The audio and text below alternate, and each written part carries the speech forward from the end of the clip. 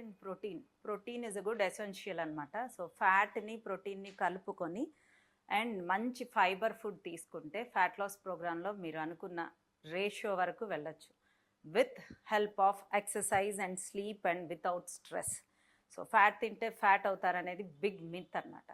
So యాక్చువల్గా ఎగ్లో చూసుకుంటే egg వైట్లో మనకి రైట్ ప్రోటీన్ ఉంటుంది అండ్ ఎల్లోలో ఫ్యాట్ ఉంటుంది. ఆ రెండు తినటం వల్ల మనకి టమ్మీ చాలా ఫుల్గా ఉంటుంది. ఎర్లీ మార్నింగ్ కార్బ్స్తో స్టార్ట్ చేయకుండా గుడ్ ఫ్యాట్స్ ఆర్ ప్రోటీన్తో స్టార్ట్ చేయటం వల్ల డే మొత్తం మనకి ఆకలిగా ఉండదు. సో మీరు డైట్ ప్రోగ్రామ్ చేసుకోవాలి అంటే ఎగ్జాంపుల్ ఇప్పుడు నాకే 1600 క్యాలరీస్ ఫుడ్ అవసరం అనుకోండి, నేను 1450 క్యాలరీస్ మీల్ ప్లాన్ చేసుకుంటాను. అండ్ నేను ఒక 1-2 కేజెస్ తగ్గంగానే మళ్ళీ నా క్యాలరీ కౌంట్లో నేను మార్పులు చేసుకుంటాను. సో ఈ ఫార్ములాని యూస్ చేసుకుంటూ good fats, protein, fibre and లాస్ట్లో కార్బోహైడ్రేట్స్ లేకపోయినా ప్రాబ్లం లేదు. సో ఈ విధంగా మీల్ ప్లాన్ చేసుకోండి, మీ ఇంటి దగ్గరే మీరు వెయిట్ లాస్ అవ్వచ్చు.